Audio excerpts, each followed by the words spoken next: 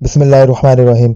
Royal टाल के मुअज़्ज़ज़ नाज़रीन, ये सरगुज़श्त डाइजेस्ट से ली गई एक सच्ची कहानी है और इस कहानी का टॉपिक है इकरार जुर्म। इंसान की नीयत किसी भी वक्त बदल सकती है। जाने कब दिल में खोट अपनी जगह बनाकर बैठ जाए और इसके दिल का सारा निज़ाम अपने हाथ में लेकर इंसान को पुतली की तरह नचाना शुरू कर दे। कुछ ऐसा ही हाल जफ़र का भी हो गया था। वह अहमद नवाज के बंगले में 12 साल से ड्राइविंग की हैसियत से नौकरी कर रहा था। अहमद नवाज एक बड़ा बिजनेसमैन था। जफर ने अपनी शराफत और ईमानदारी से अहमद नवाज का ही नहीं बल्कि इसकी बीवी फरीदा बेगम का भी दिल जीत लिया था। यही वजह थी कि वह इस बंगले का खास मुलाजिम बन गया था। इस पर इतना एतमाद किया जाता कि जिससे घर के दूसरे मुलाजमीन को भी जलन सी होने लगी थी। जफर अब इस घर का महज ड्राइवर ही नहीं था बल्कि वो दोनों मियाँ बीवी का हर वो काम करने चला जाता जो इसे हुक्म मिलता। इसे बंगले में आने जाने की इजाज़त थी और वह दोनों मियाँ बीवी से बेतकल्लुफ़ी से बात भी करता। अहमद नवाज और फरीदा बेगम जब भी ज़्यादा खुशगवार मूड में होते तो इससे मजाक भी कर लेते। अहमद नवाज और फरीदा बेगम का एक बेटा और एक बेटी थी। दोनों बैरून मुल्क पढ़ाई के लिए गए हुए थे। बड़ा बेटा 21 साल का था जबकि अहमद नवाज अपनी बीवी से कम 7 साल बड़ा था और फरीदा बेगम ने अपनी सेहत का ऐसा ख्याल रखा हुआ था कि वो अपने शौहर से और भी कम उम्र लगती। फरीदा बेगम रोज़ जिम जाती। घर का सारा सामान फरीदा बेगम के इख्तियार में था जबकि अहमद नवाज अपने कारोबार में इस कदर मसरूफ रहता इस दिन वो फरीदा बेगम की तरफ भी तवज्जो नहीं दे पाता। अहमद नवाज एक असूल पसंद शख्स था। वो किसी हाल में भी अपने असूलों की हद अबूर नहीं करता और ना ही वो पसंद करता था कि इसके बनाए हुए असूलों के खिलाफ कोई चले।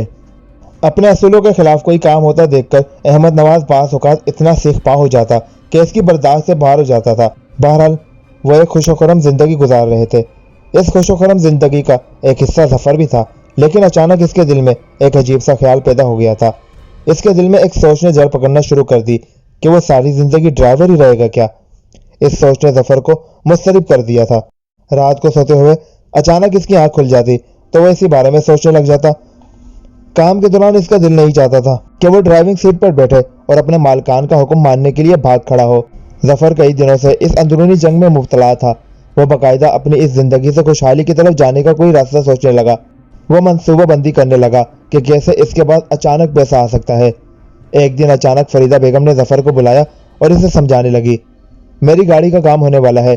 मैंने तुम्हें पहले भी कहा था कि इसे वर्कशॉप में छोड़ाओ। आपके सामने मुझे फुर्सत ही कम मिल रही है बेगम साहिबा।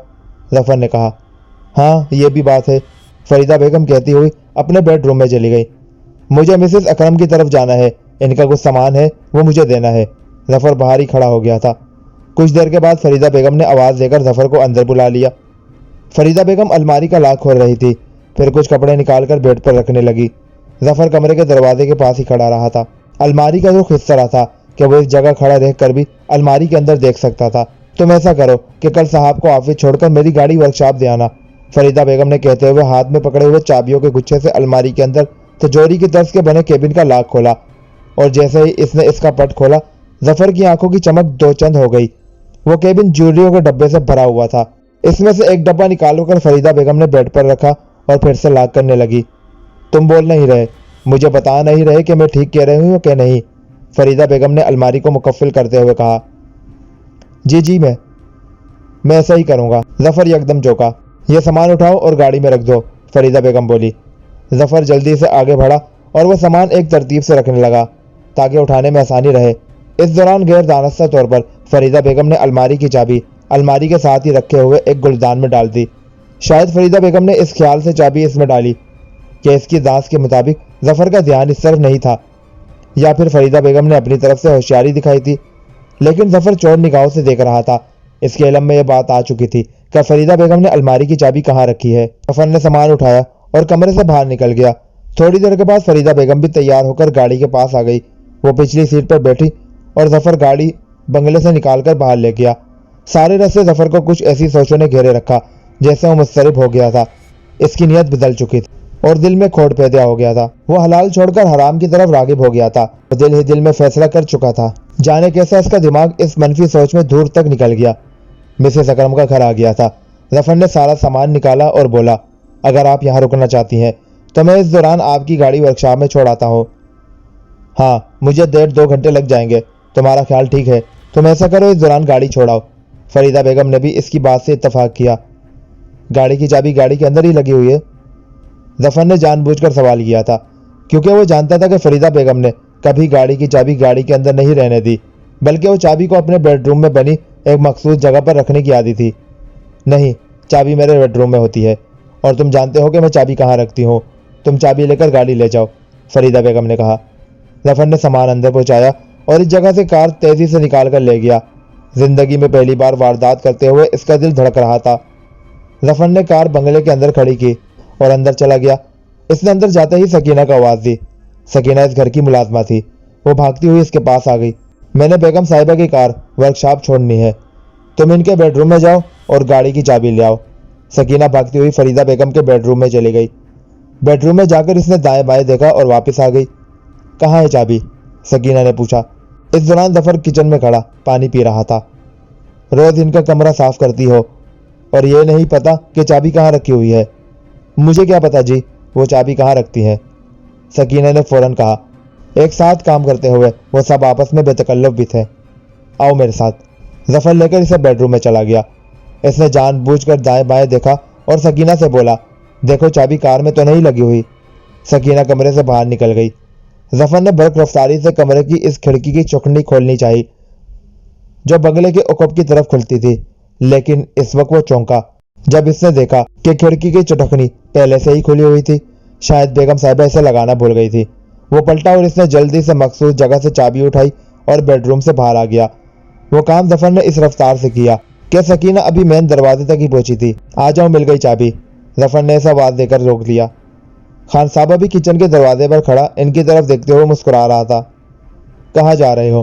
खान साहबा ने पूछा। बेगम साहिबा की कार वर्कशॉप में छोड़ने जा रहा हूँ। खान साहबा मुस्कुराता हुआ किचन में चला गया और सकीना अपने काम में मसरूफ हो गई। जफर बाहर निकला तो चौकीदार गेट पर बैठा अपने ही ध्यान में सिगरेट के कश ले रहा था। वो परेशान दिखाई दे रहा था। छुट्टी नहीं मिली तुझे?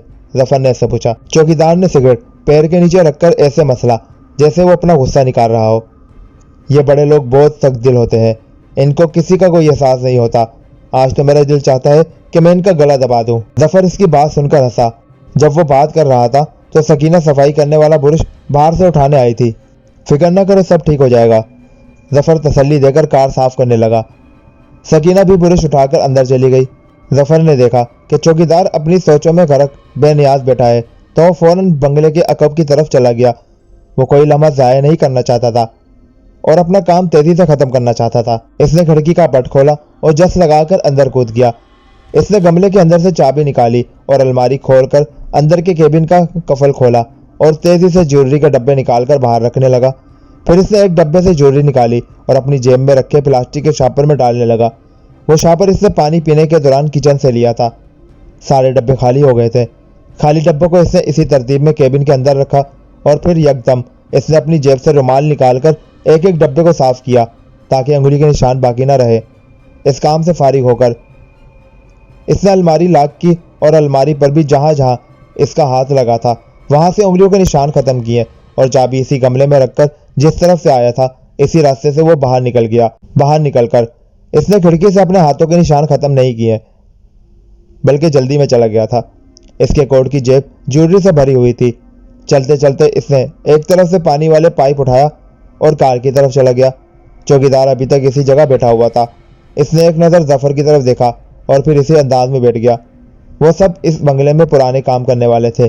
कोई एक दूसरे की काम में दखल अंदाजी नहीं करता था। जफर कार के पास आकर ऐसे रुका जैसे इसने कार धोने का इरादा बदल दिया हो। फिर पाइप इसी जगह रख दिया। वापिस आकर अभी जफर ने कार का दरवाज़ा खोला ही था कि इसका मोबाइल फ़ोन बजने लगा। अहमद नवाज की कॉल थी। जफर, कहाँ हो तुम? जी मैं घर पे हूँ और बेगम साहिबा की कार वर्कशॉप छोड़ने जा रहा हूँ। ये काम बाद में करना, गाड़ी लेकर फौरन मेरे ऑफिस पहुंचो। अहमद नवाज ने हुक्म देकर फ़ोन बंद कर दिया। जफर सोचने लगा कि वो क्या करे। इसकी जेब में अच्छी खासी ज्वेलरी थी, वो इसे ले फिर नहीं सकता था। इसे फौरन ऑफिस पहुंचना था।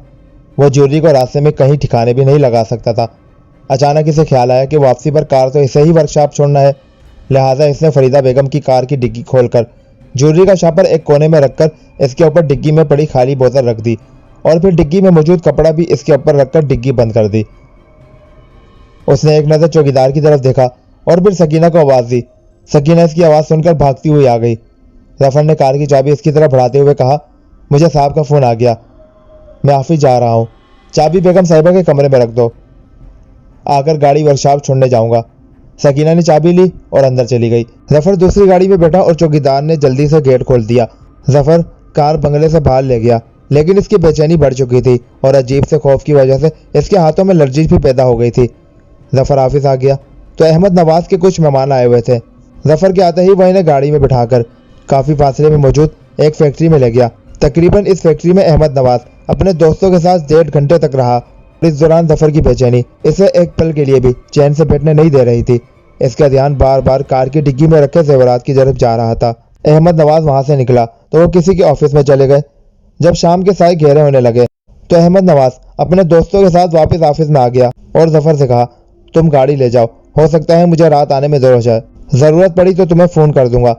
जफर इस जगह से ऐसे निकला जैसे कोई अपनी रस्सी तोड़वाकर भागता है। इसने बंगले के बाहर ब्रेक लगाई। चौकीदार ने हारन की आवाज सुनकर दरवाजा खोला और जो ही जफर ने कार के अगले 2 टायर बंगले के वसी गराज में दाखिल किए, इसकी नजर इस जगह पड़ी जहां फरीदा बेगम की गाड़ी खड़ी थी तो वो दंग रह गया, क्योंकि इस जगह कार मौजूद नहीं थी। जफर कार से बाहर निकला और इसने चौकीदार से सवाल किया, बेगम साहिबा की कार कौन ले गया? जी बेगम साहिबा खुद ले गई हैं, चौकीदार ने गेट बंद करते हुए जवाब दिया। जफर मजीद कोई सवाल पूछने की बजाय मुस्तरिफ सा अंदर चला गया। सामने लाउंज में फरीदा बेगम खड़ी थी। बेगम साहिबा गाड़ी कहाँ है? मैं गाड़ी को वर्कशॉप छोड़ आता हूँ, जफर ने पूछा। मैं मिसेज अकरम के घर से वापस आई तो सकीना ने बताया कि नवाज ने तुम्हें जरूरी काम से ऑफिस बुला लिया। मेरे पास वक्त था और फिर मैंने सोचा कि रोज रोज करते गाड़ी का काम ही नहीं हो रहा है, चुनाचे में खुद गाड़ी वर्कशॉप में दे आई, फरीदा बेगम ने बताया। तो जफर चौंका, लेकिन इसने अपने अंदर की बेचैनी को चेहरे से आया नहीं होने दिया। वो इन जेवरात के बारे में सोच रहा था जो इसने गाड़ी की डिग्गी में छुपाए थे। ठीक है, जफर मुरझाए से अंदाज में जाने के लिए मुड़ा। वैसे गाड़ी देने का मुझे कोई फायदा नहीं हुआ, फरीदा बेगम ने रिमोट से चैनल बदलते हुए खुद ही बता दिया। वो क्यों बेगम साहिबा? जफर फौरन घुमा। क्या नाम है वर्कशॉप के मालिक का? हाँ नज़ीर, उसकी शादी है। इसने बताया कि वो 1 घंटे के बाद अपनी वर्कशॉप बंद करके चला जाएगा और 4 दिन तक इसकी वर्कशॉप बंद रहेगी। नज़ीर तो 40-50 किलोमीटर एक दूसरे शहर में रहता है ना? जफर बोला। हाँ, पहले मैंने सोचा कि गाड़ी वापस ले आऊं, लेकिन फिर ख्याल आया कि बेहतर है कि यहाँ गाड़ी खड़ी रहे। वैसे भी जाने गाड़ी के इंजन से कैसी अजीब सी आवाज़ आने लगी थी, इसलिए मैंने गाड़ी इसके हवाले की और टैक्सी में बैठ कर आ गई। कम से कम अब कार वर्कशॉप पहुँचाने की फिक्र तो नहीं रही। जब वो आएगा गाड़ी का काम मुकम्मल कर देगा। फरीदा बेगम ने रिमोट एक तरफ रखा। अचानक इसका फ़ोन बजने लगा।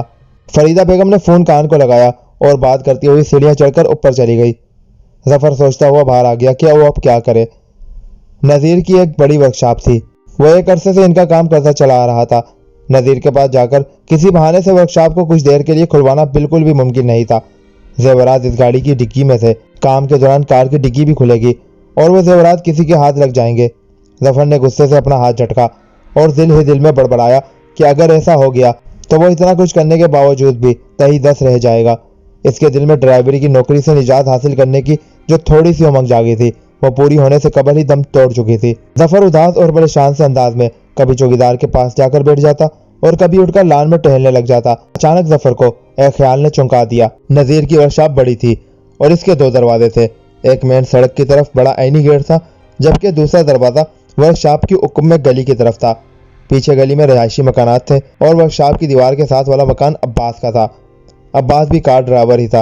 वो कुछ अरसे इनके बराबर वाले बंगले में ड्राइवर की हैसियत से काम करता रहा। जफर की इसके साथ अच्छी दोस्ती हो गई थी और फिर अचानक इसने काम छोड़ दिया। एक दिन अचानक जफर की मुलाकात अब्बास से हुई तो इसने बताया कि अपने घर की छत पर उसने बहुत से कबूतर रख लिए हैं। वो इनकी बाजियां लगाता है और जुआ भी खेलता है। ऐसी किस्मत इसका साथ दे रही है और वो इस नौकरी से भी ज़्यादा कमाने लगा है। तब जफर को हलाल की पहचान थी, इसलिए इसने फ़ौरन इसे नसीहत की कि वह हलाल को छोड़कर हराम कमाई के पीछे चल पड़ा है, जो इसके लिए नुकसान ही नुकसान है। अब्बास ने इसकी बात सुनकर हंसते हुए कहा, अभी तो फ़ायदा हो रहा है, जब नुकसान होगा तो देखेंगे। इसके बाद भी अब्बास के साथ इसकी गाय बगाए मुलाकातें भी होती रहती और वो अपनी दुनिया में मगन और खुश था। जफर ने सोचा कि अब्बास से बेहतर इसकी कोई मदद नहीं कर सकता। अगर इन कीमती ज़ेवरात में से कुछ देना भी पड़ा तो वह इसे दे देगा। जफर ने सोचा कि इन ज़ेवरात को हासिल करने के लिए इसे अब्बास को सब कुछ सच बताना पड़ेगा। यह सोचकर जफर कुछ परेशान सा हुआ, लेकिन फिर इसका दिल इस ख्याल से मुतमईन हो गया कि वो इसका काबिल एतमाद दोस्त है और 2 नंबर काम करने वाले अपने धंधे में 2 नंबर ही नहीं करते। जैसे ही जफर की ड्यूटी खत्म हुई, वह सीधा अब्बास के पास चला गया अब्बास इससे बड़े पुरजोश अंदाज में मिला और इसे अपने घर के अंदर एक कमरे में ले गया। कुछ बातों के बाद जफर ने मकसद की बात की। मैं तुमसे मिलने आज एक खास मकसद के लिए आया हूँ। हुक्म करो, पैसों की जरूरत है तो बताओ, कितने पैसे चाहिए? अब्बास ने कहते हुए अपनी जेब से फूला हुआ पर्स निकालकर इसके सामने मेज पर रख दिया।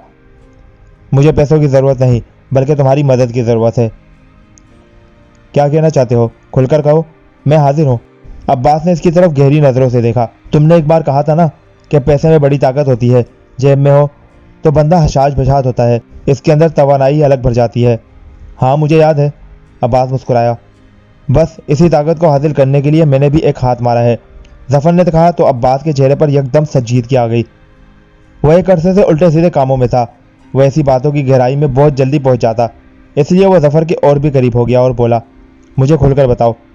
जफर ने कुछ तवक्कुफ किया और जेवरात की चोरी करके कार की डिग्गी में छुपाने की सारी कहानी अब्बास को सुनाने के बाद कहा कि वो कार अब नज़ीर की वर्कशॉप में खड़ी है। जफर की सारी बात सुनने के बाद अब्बास दम बखुद इसकी तरफ देखता रहा और फिर बोला, जेवरात तो कीमती है ना? हाँ बहुत कीमती है। अब वो जेवरात इस गाड़ी की डिग्गी से निकालना तुम्हारा काम है। जितना हिस्सा तुम रखना चाहो रख लो, जो मुझे देना चाहो मुझसे तय कर लो, लेकिन मुझे धोखा ना देना। अब्बास बोला, जफर मैं सारी दुनिया से धोखा कर सकता हूँ, लेकिन तुझसे नहीं करूँगा। हम दोनों मिलकर इस वर्कशॉप में खड़ी इस कार की डिग्गी से वो जेवरात निकालेंगे। तुमने क्योंकि सारा काम किया है, इसलिए इन जेवरात के 3 हिस्से तुम्हारे और एक हिस्सा मेरा होगा। जफर खुश हो गया। हाँ मुझे मंजूर है।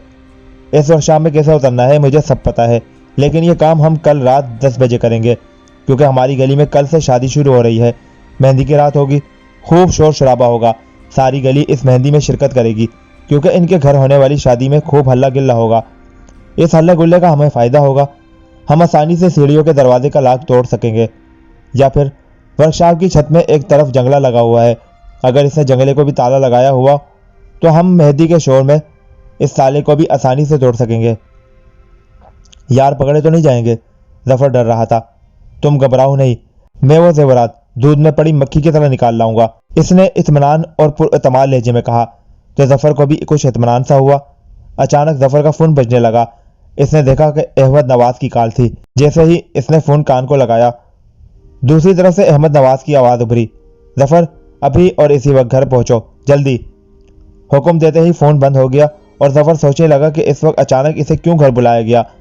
बहरहाल इसने अब्बास का मोबाइल लिया और वहां से चला गया। जब जफर बंगले में पहुंचा तो वहां का माहौल ही हैरानकुन था। लाउंज में अहमद नवाज और इसके साथ फरीद बेगम पर जमान थी। अहमद नवाज का चेहरा उतरा हुआ था, जबकि फरीदा बेगम की आंखें आंसुओं से भरी थी। कुछ फासले पर सकीना और खानसामा खड़े थे। चौकीदार जफर के लिए गेट खोलकर और फिर बंद करके दूसरे मुलाजमों के साथ खड़ा हो गया। एक सोफे पर इंस्पेक्टर साथ बैठा हुआ था, जो कि फरीदा बेगम का भांजा भी था, और 2 पुलिस एहलकार एक तरफ खड़े थे। जैसे ही जफर ने इन सबको देखा, इसके जिस्म से जान ही निकल गई। इसे लगा कि वो फंस गया है। इसे देखते ही अहमद नवाज ने जफर की तरफ देखा और फिर साथ से बोला, ये जफर है, इस घर का ड्राइवर, तुम जानते हो। तुम जो इससे पूछना चाहते हो पूछ लो। मैं पहले भी बता चुका हूँ कि ये सब मुलाजिम मेरे काबिल एतमाद हैं और घर के अफराद की तरह रहते हैं, लेकिन मेरे घर में एक बड़ी चोरी हुई है, इसलिए इस वक्त मेरे लिए भी ये मशकूक तरीन अफराद हैं।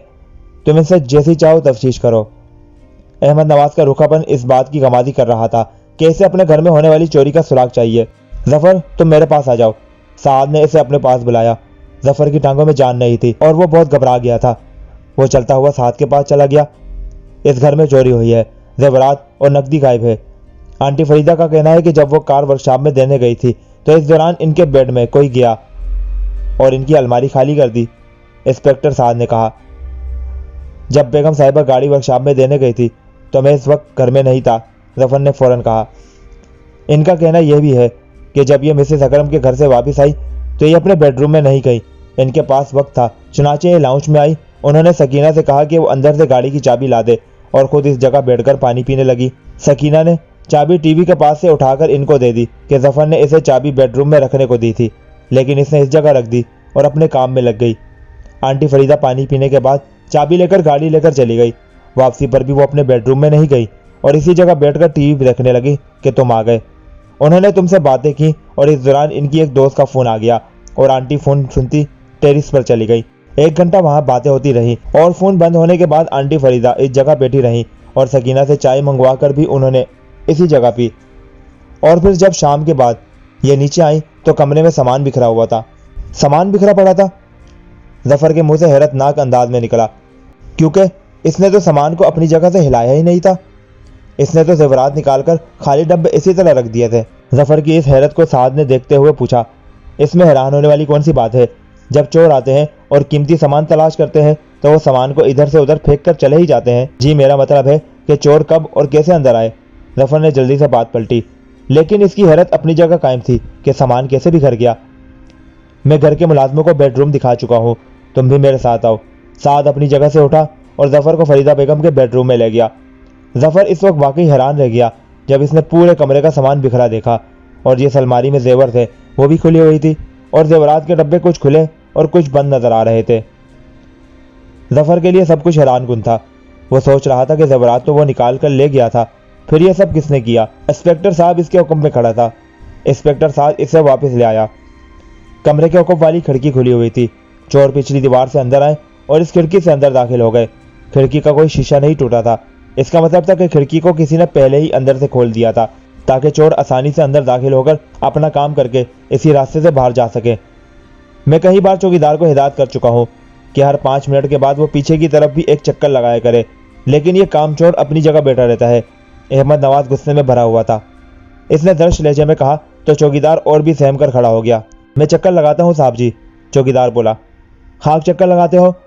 कीमती जेवरात और 20,000 डॉलर चोरी हो गए। अहमद नवाज का गुस्सा और भी बढ़ गया, जबकि जफर 20,000 डॉलर के बारे में सुनकर और भी हैरान हुआ। इसने जेवरात के अलावा वहां कोई पैसा नहीं देखा था, फिर ये 20,000 डॉलर कैसे गायब हो गए? क्या पुलिस रिपोर्ट में लिखवाने के लिए उन्होंने 20,000 डॉलर अपनी तरफ से डाल दिए? वैसे भी जब वो जेवरात चोरी कर रहा था तो इसका ध्यान सिर्फ जेवरात पे था, इसने कुछ और देखा ही नहीं।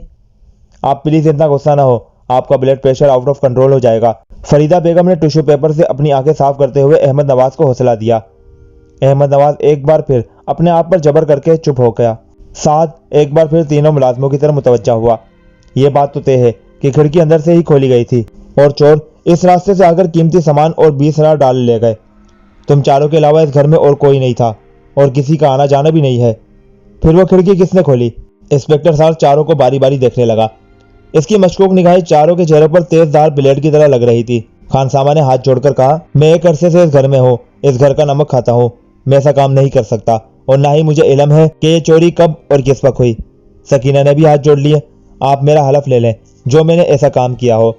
मैं मानता हूँ कि मुझसे एक कोताही हुई कि मैं आज ज्यादा चक्कर नहीं लगा सका, क्योंकि मेरा बेटा बीमार है और मैं इसकी परेशानी में बैठा हुआ था। साहब जी से छुट्टी भी मांगी थी, उन्होंने छुट्टी देने से इनकार कर दिया और मैं बहुत परेशान था। इस परेशानी में मैं सारा दिन बैठा ही रहा, लेकिन मैं ऐसा काम नहीं कर सकता कि जिससे मैं हराम लुकमा कमाऊं। चौकीदार अपनी सफाई देते हुए रो रहा था। जी, मैं तो दिन भर बाहर मसरूफ रहता हूँ। बेगम साहिबा के कहने पर इनकी कार वर्कशॉप ले जाने के लिए इनके बेडरूम से चाबी लेने गया था, लेकिन मेरे साथ सकीना थी। चाबी लेकर हम बाहर आ गए।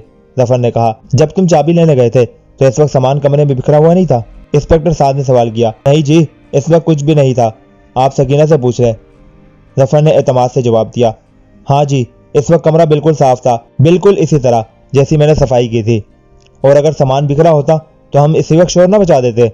सकीना ने भी लुकमा दिया। फिर चोर कब आए और कब उन्होंने कीमती ज़ेवरात के अलावा 20,000 डॉलर समेटे और चलते बने? इंस्पेक्टर साहब ने सबकी तरफ सवालिया निगाहों से देखा। मेरा नुकसान हुआ है, मुझे ज़ेवरात और 20,000 डॉलर चाहिए। मेरी तरफ से तुम इन चारों को थाने ले जाओ और इनको मारकर मनाओ, प्यार से मनाओ, जैसे चाहे मनाओ। मेरे ज़ेवरात और 20,000 डॉलर मुझे मिलने चाहिए वापस। अहमद नवाज एक बार फिर चीखा। वो अपने मुलाजमों की वफादारी भूल गया था और बस इसे अपना सामान अजीज था। जफर के अलावा तीनों मुलाजमों ने बड़ी मासूमियत और पानी में तर आंखों से अहमद नवाज की तरफ देखा। आप इत्मीनान रखें, मैं चोर तक पहुंचकर ही रहूंगा, इंस्पेक्टर साहब ने तसल्ली दी। तब पहुंचोगे जब सब कुछ हड़प हो जाएगा। इन चारों को तुम ले जाओ, इनको उल्टा लटका दो। अहमद नवाज का गुस्सा बेकाबू हो रहा था। जब तक मेरी तफ्तीश मुकम्मल नहीं होती ये चारों कहीं नहीं जाएंगे। ये तीनों इस शहर के रहने वाले नहीं है, लेकिन मेरा यहाँ घर है, मुझे तो जाने की इजाज़त दें। जब आप बुलाएंगे मैं हाजिर हो जाऊंगा, जफर बोला। आप सबको मेरे घर का पता मालूम है, मैं कहीं भाग नहीं जाऊंगा, जफर ने कहा। ठीक है, तुम तीनों इस घर से कहीं नहीं जाओगे और जफर को घर जाने की इजाज़त है, इंस्पेक्टर साहब ने कहा। मुझे इन तीनों से डर लग रहा है। अगर इनमें से कोई इन चोरों का साथी हुआ तो इन तीनों में से कोई हमें मरवा भी सकता है, अहमद नवाज ने अपना अंदेशा बयान किया। ये तीनों अपना काम मामूल के मुताबिक करेंगे, साद ने कहकर अहमद नवाज का हाथ पकड़ा और इसे एक तरफ ले जाकर बोला, मेरा तजुर्बा कहता है कि आपके मुलाजमीन बेकसूर है, आपको इनसे डरने की कोई ज़रूरत नहीं। मैं अपनी तफ्तीश 24 घंटों में मुकम्मल करके आपका मुजरिम आपके सामने खड़ा कर दूंगा। इंस्पेक्टर साद के लहजे में एतमाद था। अहमद नवाज बहुत बेचैन दिखाई दे रहा था। इसके जिस्म में लर्जिश पैदा हो गई थी, इसकी तबीयत खराब हो रही थी। इसके इख्तियार में होता तो वह चारों मुलाजमों को पुलिस के हवाले करके दम लेता। अहमद नवाज की तबीयत देखते हुए फरीदा बेगम ने सकीना को नींद की गोली और पानी का गिलास लाने के लिए कहा। जब वो दोनों चीजें लेकर आई तो फरीदा बेगम ने इन्हें नींद की गोली और पानी का गिलास देकर कहा, आप ये गोली खाकर सो जाएं, आपकी तबीयत बिगड़ रही है। अहमद नवाज ने नींद की गोलियों की डब्बियां हाथ में लेकर कहा, अभी मुझे घबराहट हो रही है, मैं अपने बेडरूम में जाकर खा लूंगा। अहमद नवाज के हाथ कांप रहे थे और जिस्म के अंदर कुछ ऐसा तलातुम मचा हुआ था कि जैसे सब कुछ इसकी बर्दाश्त से बाहर हो रहा हो। कीमती ज़ेवरात और $20,000 का नुकसान बर्दाश्त करना अहमद के लिए मुश्किल हो रहा था। वो उठा और अपने बेडरूम की तरफ चला गया। सकीना पानी का गिलास भी पीछे ही ले गई और तपाई पर रखकर वापस आ गई। कुछ देर के बाद इंस्पेक्टर साद के कहने पर तीनों मुलाजिम अपनी अपनी जगह पर चले गए और जफर को भी घर जाने की इजाजत मिल गई। इंस्पेक्टर साद बेडरूम में चला गया। इसके साथ दोनों एहलकार भी थे। साद एक एक चीज का जायजा लेने लगा। अचानक इसे तकरीबन 2 टूटी हुई चूड़ियों के कांच मिले। साद ने इन टूटी हुई चूड़ियों के कांच को प्लास्टिक की थैली में डालना शुरू कर दिया। वो एक एक कांच को बड़े गौर से देख रहा था। एक कांच के सिरे पर खून लगा हुआ था। कुछ और गौर करने के बाद साद ने टूटी हुई चूड़ियां प्लास्टिक की थैली में डालकर अपने एहलकार के हवाले कर दी। वो खड़ा होकर कमरे का फिर से जायजा लेने लगा। हालांकि वो पहले भी कमरे का भरपूर जायजा ले चुका था। थोड़ी देर के बाद वो बाहर निकला और फरीदा बेगम को तसल्ली देने के बाद चला गया। इंस्पेक्टर साद के जाते ही फरीदा बेगम कुछ देर इसी जगह बैठी रही। मुलाजिम अपने अपने काम में मसरूफ थे। फरीदा बेगम अपनी जगह से उठी और दबे पांव अहमद नवाज के बेडरूम की तरफ चली गई। इसने आहिस्ता से दरवाजा खोला और अंदर झांका। कमरा नीम रोशन था और अहमद नवाज बेड पर लेटा हुआ था। तपाई पर पड़ा पानी का गिलास आधा था। इसका मतलब था कि अहमद नवाज ने नींद की गोली खा ली है। फरीदा बेगम ने दरवाजा बगैर आहट पैदा किए बंद किया और सीढ़ियां चढ़कर ऊपर चली गई। इसने सामने वाले कमरे का दरवाजा खोला और जल्दी से अपने मोबाइल फोन से एक नंबर मिलाकर कान से लगा लिया। इसने कमरा रोशन नहीं किया था। वो अंधेरे में ही खड़ी थी। बेल जा रही थी और वो फोन ऑन होने का इंतजार कर रही थी। फरीदा बेगम को पता भी नहीं चला कि एक साया इसके हुक्म में आकर खड़ा हो गया। अचानक दूसरी तरफ से एक मर्दाना आवाज आई, हेलो हेलो के बच्चे कहाँ थे? तुम्हारा फोन मुसलसल बन जा रहा है। फरीदा बेगम ने सरगोशी में डांटा, मुझे पता ही नहीं चला और इसकी बैटरी खत्म हो गई। दूसरी तरफ से आवाज आई, अमजद तुम्हारा कोई काम ठीक नहीं होता। चोरी ऐसे करते हैं जैसे तुमने की जेवरात निकाले और फिर सब कुछ ठीक तरीके से रख दिया। मैंने कहा भी था कि साथ ही $20,000 रखे हुए हैं। तुमने ज्वेलरी ली और $20,000 इसी तरह छोड़ दिया और मैं इसी इंतजार में ही रही कि तुम कब आते और कब चोरी करते। वो तो अचानक मैंने अलमारी खोल कर देखी तो मुझे पता चला कि तुम जेवरात लेकर चले भी गए। सारा सामान मैंने बिखेरा और $20,000 भी इस जगह से मैंने उड़ाए। तुम इन जेवरात को लेकर गए और $20,000 छोड़ गए। मैं तुम्हारी अकल को क्या कहूँ। अचानक दूसरी तरफ से मर्दाना आवाज आई और वो हैरानी से बोला, लेकिन मैं तो आज आ ही नहीं सका था। पाशा के आदमी मेरी खात में थे और मैंने प्लानिंग के मुताबिक चोरी की ही नहीं। क्या क्या बकवास कर रहे हो? फरीदा बेगम की आवाज़ में हैरत थी और इसका मुंह खुला का खुला ही रह गया। मैं सच कह रहा हूँ, मैं नहीं आया था और मेरा मोबाइल फ़ोन बैटरी की वजह से बंद ना होता तो मैं आपको इतला दे देता। तुम वाकई नहीं आए थे? मेरे ना आने की इससे बड़ी दलील क्या होगी कि आप मुझे जेवरात के बारे में बता चुकी थी। मैं $20,000 छोड़कर जेवरात ही क्यों ले जाता? अमजद ने कहा। फिर जेवरात कौन ले गया? फरीदा बेगम के चेहरे पर हैरत बसने लगी और इसकी नाचती हुई आंखों में कई सवाल दौड़ने लगे। इसके लिए हैरत का नया दरवाज़ा खुल गया था। मैंने सब कुछ तुम्हारी खातिर किया था। मैं ज़्यादा से ज़्यादा घर से बाहर रही ताकि तुम आसानी से अपना काम कर सको। मैं जानबूझकर बेडरूम में नहीं गई। और इस दौरान वो कौन था जिसने वारदात की? फरीदा बेगम की हैरत कम नहीं हो रही थी। शुक्र करें कि $20,000 बच गए। हाँ, शुक्र है कि $20,000 बच गए जो मैंने अपने कब्जे में करके अहमद नवाज को बताया कि वो भी चोरी हो गए। अपनी असल ज्वेलरी छुपाकर इसकी जगह नकली ज्वेलरी भी मैंने ही इसलिए इधर रखी थी ताकि अहमद नवाज से मैं और ज्वेलरी बनवा सकूं। वो कमाते हैं लेकिन पैसा खर्च करने से इनकी जान जाती है। बहरहाल तुम किसी तरह मेरे पास पहुंचो और $20,000 लेकर ये मुल्क छोड़ दो ताकि तुम्हें भी सुकून की सांस आए। मैं कोशिश करके पहुंचता हूँ। फरीदा बेगम फोन बंद करने के बाद सोचने लगी कि अचानक इस साए ने अपनी जगह से हरकत की और फिर यकदम इसने रस्सी जैसी कोई चीज फरीदा बेगम के गले में हायल करके इसे पूरी कुव्वत से कसने लगा। फरीदा बेगम की सांस रुकने लगी, इसकी आंखें उबलकर बाहर आने लगी और वो अपने आप को छुड़ाने के लिए मुजाहिमत करने लगी। इसके मुंह से आवाज भी नहीं निकल रही थी। गिरफ्त इस कदर मजबूत थी कि फरीदा बेगम का जिस्म बेजान हो गया। इसने फरीदा बेगम को छोड़ दिया और इसके गले में डाली हुई रस्सी जैसी कोई चीज निकाली और कमरे से बाहर निकल गया।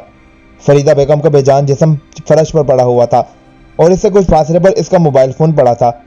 इस वाकये को 15 मिनट गुजरे थे कि नीम रोशन कमरे में एक साया मेन दरवाजे से अंदर आया और कुछ देर रुकने के बाद वो सीढ़ियां चढ़कर ऊपर चला गया।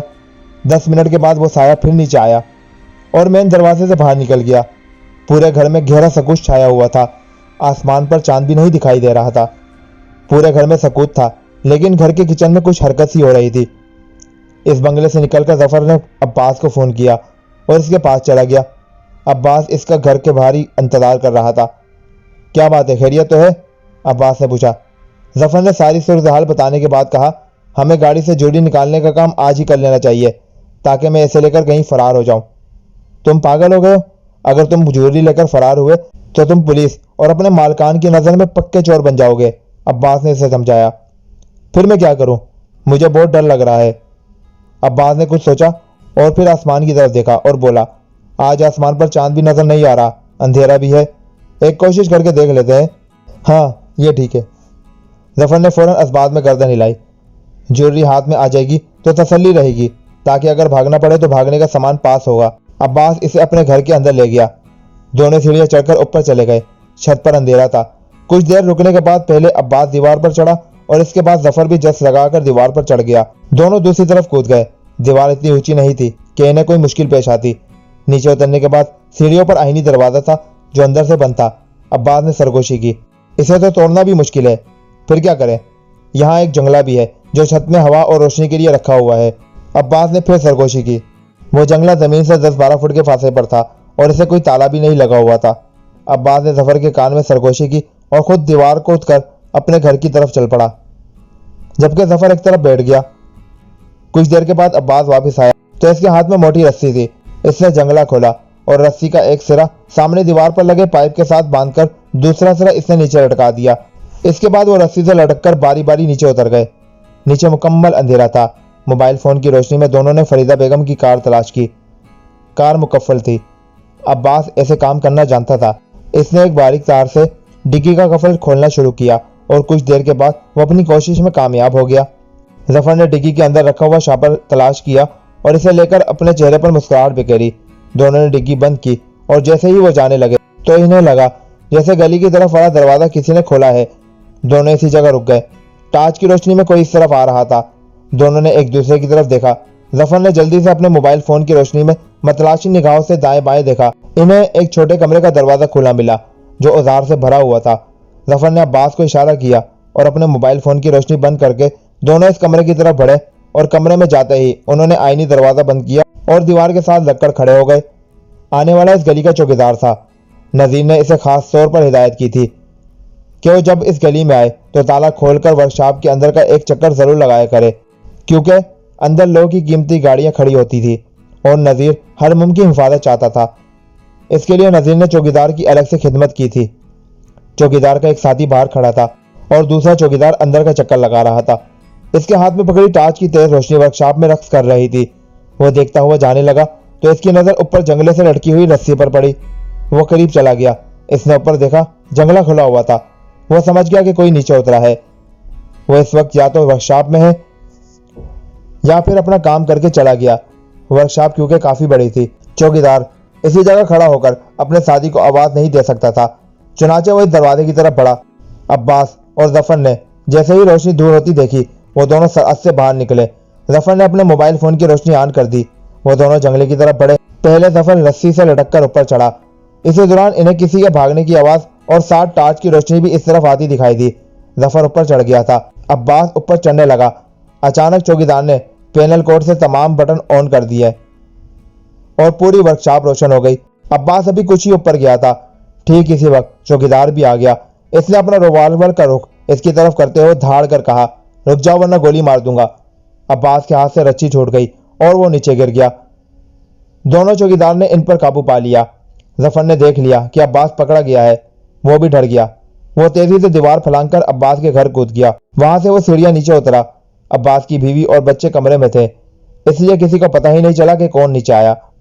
जफर ने बाहर जाने के लिए दरवाजा खोलकर झांका। बाहर दोनों चौकीदार खड़े थे। एक ने अब्बास के हाथ बांधकर इसे काबू किया हुआ था, जबकि दूसरा चौकीदार वर्कशॉप के दरवाजे को ताला लगा रहा था। क्योंकि अब्बास ने किसी तरह का शोर नहीं मचाया था, वो इस गली का रिहायशी था, इसलिए वो चाहता था कि किसी को पता न चले। चौकीदार इसे पकड़कर सड़क की तरफ ले गए। अब गली में कोई नहीं था। वो तेजी से बाहर निकला और बड़े बड़े कदम उठाता एक तरफ चला गया। इसका दिल खौफ से बुरी तरह धड़क रहा था। अब्बास क्योंकि इसकी वजह से फंसा था, इसलिए इसने पुलिस को साफ बता दिया कि इसका साथी जफर था। अब्बास की निशानदेही पर पुलिस इसके घर गई तो जफर अपने बच्चों को छोड़कर गली में दाखिल हुआ ही था कि अब्बास ने इसे देखते ही पुलिस को बताया कि वो जफर है। पुलिस ने जफर को भी काबू कर लिया। इसके बाद शापर में मौजूद ज्वेलरी उन्होंने कब्जे में ले ली। सुबह होता ही हस्ब मामूल सकीना ने अपनी सफाई शुरू कर दी। वो सबसे पहले घर की ऊपरी मंजिल साफ करती और इसके बाद वो नीचे की सफाई करती। जैसे ही वो इस कमरे में गई तो इसकी चीख ही निकल गई। फरीदा बेगम की लाश फर्श पर पड़ी थी। सकीना भागती हुई नीचे आई और इसके शोर से चौकीदार और खानसामा भी इसके बाद जमा हो गए। क्या हुआ, तुम चीख क्यों रही हो? खानसामा ने पूछा। वो बेगम साहिबा। सकीना के मुंह से अल्फाज नहीं निकल रहे थे। क्या हुआ बेगम साहिबा को? वो फर्श पर बेजान पड़ी है, सकीना ने बताया। फिर सकीना अहमद के बेडरूम की तरफ गई। इसने दरवाजे पर दस्तखत दी। साहब जी। जब कोई आवाज ना आई तो इसने दरवाजा खोला। अहमद नवाज तो बेसा सोया हुआ था। पानी का गिलास खाली था और नींद की गोलियों की डब्बियां पास ही पड़ी थी। खानसामा ने आगे बढ़कर अहमद नवाज को जगाने की कोशिश की। वो इतनी गहरी नींद सोया हुआ था कि बार बार हिलाने पर भी इसकी आंख नहीं खुली। तीनों ने एक दूसरे की तरफ देखा और खानसामा ने कहा, मेरा ख्याल है कि साद साहब को फोन करते हैं। क्यों ना साहब जी को जगाने की फिर कोशिश की जाए और ये खुद ही फोन करना चाहे तो कर ले, चौकीदार ने हिचकिचाते हुए कहा। सकीना जो इसके पास ही खड़ी थी कुछ पीछे हटते हुए बोली, साहब जी नींद की गोलियां खाकर सोए हैं, साद साहब को फोन कर देते हैं। खानसामा एक तरफ रखे टेलीफोन की तरफ बढ़ा। वहां डायरी पर इंस्पेक्टर साद का फोन नंबर लिखा हुआ था। खानसामा वो नंबर मिलाने लगा। सकीना कुछ घबराई और डरी समी खड़ी थी। इंस्पेक्टर साद पुलिस एहलकार के साथ अहमद नवाज के बंगले पर पहुंच गया। इसने पहले ऊपर जाकर फरीदा बेगम की नब्ज देखी और फिर नीचे आ गया। इसने अहमद नवाज को जगाने की कोशिश की। अहमद नवाज की नींद अब इतनी गहरी नहीं लग रही थी। वो कुछ देर के बाद उठ गया। इसने अधखुली आंखों से साद की तरफ देखा। तुम कब आए? अहमद नवाज ने सवाल करते हुए अपने आप को नींद के खुमार से आजाद कराने की कोशिश करते हुए अपने चेहरे पर दोनों हाथ फेरे। आप मुंह धो लें। क्या बात है? अहमद नवाज की आंखें अभी भी पूरी तरह नहीं खुली थी। आप फ्रेश हो लें, मैं बताता हूँ, इंस्पेक्टर साद ने बताया। अहमद नवाज उठा और बाथरूम में चला गया। जब वो वापस आया तो इसकी नींद का खुमार मादूम हो चुका था। क्या बात है, खैरियत तो है? अहमद नवाज ने साद की तरफ देखते हुए पूछा। आप मेरे साथ आइए। कहाँ? ऊपर की मंजिल पर। क्यों? आंटी का कत्ल हो गया है, इंस्पेक्टर साद ने बताया। क्या? अहमद नवाज ने तकरीबन चीख कर कहा और फिर बेखुदी के अंदाज में कमरे से निकलकर ऊपर जाने के लिए सीढ़ियां फलांगना शुरू की। साद, पुलिस सरकार और सकीना इसके पीछे थे। सकीना ने फौरन इशारा किया तो अहमद नवाज इस कमरे में चला गया। वो हैरत और करब से फरीदा बेगम की फर्श पर पड़ी लाश को देखने लगा। ये किसने किया? कब हुआ ये? अहमद नवाज चीखा और आंसू आंखों से जारी हो गए। साद इसे हौसला देने लगा। कुछ देर के बाद पुलिस सरकार अहमद नवाज को नीचे ले गए। इंस्पेक्टर साद ने पहले कमरे का जायजा लिया। फरीदा बेगम के पास ही इसका मोबाइल फोन पड़ा था। इंस्पेक्टर साद ने फरीदा बेगम के गले की तरफ देखा तो इसे वहां सुर्खी दिखाई दी। मजीद जायजा लेने के बाद इंस्पेक्टर साहब ने मोबाइल फोन उठाया और नीचे आ गया। अहमद नवाज गम से निराल सोफे पर बैठा था। वो इंस्पेक्टर साद को देखते ही बोला, मैंने कहा था कि मुझे इन मुलाजमों पर भरोसा नहीं, ये कुछ भी कर देंगे। इनमें से किसी ने फरीदा को मारा है। अपनी चोरी छुपाने के लिए इन्होंने ऐसा किया। आप तसल्ली रखें, कातिल मुझसे बच नहीं सकेगा। इंस्पेक्टर साहब अपने हाथ में पकड़ा हुआ मोबाइल फोन की हिस्ट्री देख रहा था। आखिरी कॉल अमजद नाम की शख्स की थी। कॉल का वक्त और दौरानिया इंस्पेक्टर साहब की नज़र में था। इंस्पेक्टर साहब ने मोबाइल फ़ोन जेब में डाला और इसी दौरान एम्बुलेंस आ गई। फरीदा बेगम की लाश को पोस्टमार्टम के लिए भेज दिया तो इंस्पेक्टर साहब ने तीनों मुलाजमों को अपने सामने खड़ा कर लिया। इनकी मौत गला दबाने से हुई है। गला हाथ से नहीं दबाया गया, बल्कि कोई चीज़ इनके गले के गिर्द हायल करके इनको मारा गया है, इंस्पेक्टर साहब ने बताते हुए सब पूछा। जफर कब तक आता है? जी वह सवेरे ही आ जाता है, लेकिन अभी तक नहीं आया, सकीना ने जवाब दिया। इंस्पेक्टर साद ने एक कागज़ पर कुछ लिखकर अपने एहलकार को दिया और वो कागज़ लेकर बाहर चला गया। चौकीदार, तुमने घर के अंदर किसी को आते देखा? इंस्पेक्टर साद ने इससे सवाल किया। जी, घर के अंदर कोई नहीं आया, चौकीदार ने जवाब दिया। तुम ड्यूटी दे रहे थे या मजे की नींद ले रहे थे? इंस्पेक्टर साद के लहजे में तगैयर आ चुका था। जी, मैं सारी रात एक पल के लिए भी नहीं सोया, चौकीदार ने घबराहट भरी आवाज़ में कहा। सकीना ने अपने कमरे की तरफ इशारा करते हुए कहा, साहब जी, मेरा वो छोटा सा कमरा है, वहाँ ही सोती हूँ मैं। रात में पानी पीने के लिए किचन में गई थी। मैंने किचन की लाइट ऑन नहीं की क्योंकि बेगम साहिबा का हमें हुक्म था कि रात को ना तो कोई शोर शराबा हो और ना ही बार बार किसी कमरे की लाइट रोशन की जाए। मैं वहाँ पानी पी रही थी कि अचानक मैंने दरवाज़ा खोला और कोई अंदर आया। सकीना एक लम्हे के लिए चुप हुई तो सबने चौंक कर इसकी तरफ देखा। अहमद नवाज की नज़रें भी सकीना पर जम गई। फिर क्या हुआ? इंस्पेक्टर साद ने पूछा। वो साया सा कुछ देर इस जगह खड़ा रहा और फिर वो सीढ़ियाँ चढ़कर ऊपर चला गया। मैं किचन में खड़ी सोच रही थी कि क्या करूं। थोड़ी देर के बाद वो साया वापस नीचे उतरा और बाहर चला गया। हल्की रोशनी में मुझे इसका चेहरा दिखाई दिया था। वो ये चौकीदार था, सकीना ने बताया तो चौकीदार का रंग उड़ गया और अहमद नवाज की नज़रें फ़ौरन चौकीदार पर चली गई। मैंने बेगम साहिबा का खून नहीं किया, मैं ऐसा सोच भी नहीं सकता, चौकीदार घबरा कर बोला। कमीना, तुमने मेरी फरीदा को मार दिया इसलिए कि मैंने तुझे छुट्टी नहीं दी। तुझे इस बात का गुस्सा था? अहमद नवाज तेज़ी से इसकी तरफ बढ़ा। इंस्पेक्टर साद ने अहमद नवाज को पकड़कर फिर इसकी जगह बिठा दिया। नहीं, मैंने ऐसा कुछ नहीं किया, चौकीदार बुरी तरह घबरा गया था। साद, इसी ने फरीदा को मारा है। इसका बच्चा बीमार था और इसे मैंने छुट्टी नहीं दी थी। मुझे बाद में पता चला था कि यह गेट के पास बैठा बड़बड़ा रहा था और इसने गुस्से में मुझे बुरा भला कहा था, अहमद नवाज ने कहा। मैं मानता हूं कि मुझे गुस्सा आया, मेरा बेटा बीमार था। मैंने कुछ अल्फाज भी कह दिए थे लेकिन मैंने इनका खून नहीं किया। चौकीदार अपने मौके पर कायम था। फिर तुम ऊपर क्या करने गए थे? इंस्पेक्टर साद ने पूछा। मैं अपने बेटे के लिए बेचैन था।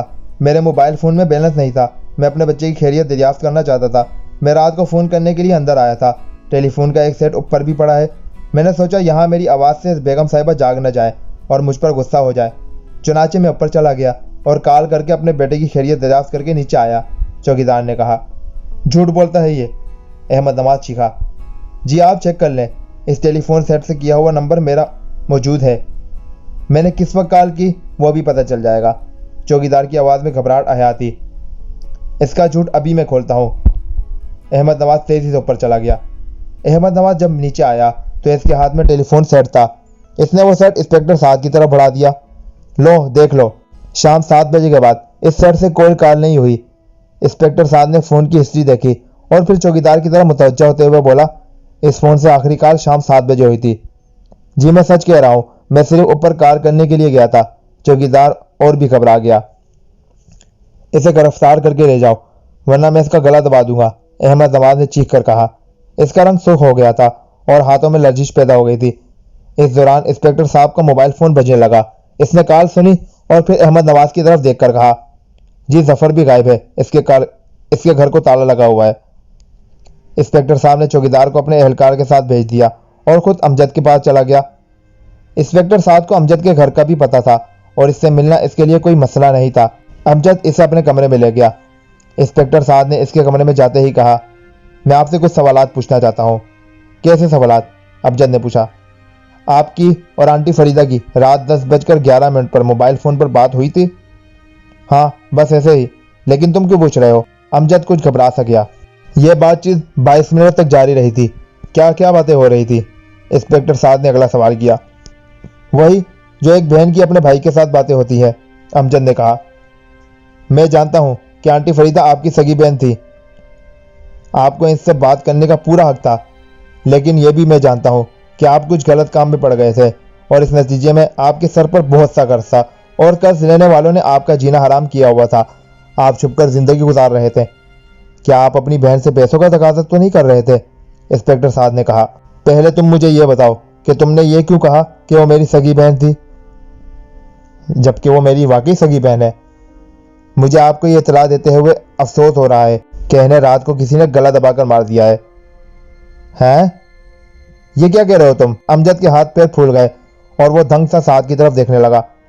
कुछ देर तक वहां अजीब सा मोड़ रहा और फिर साद के दिलासा देने पर अमजद की तबीयत संभली और साद ने कहा, आपको मेरे सवालात का जवाब देना होगा, जिसकी मदद से मैं कातिल तक पहुंच सकूंगा।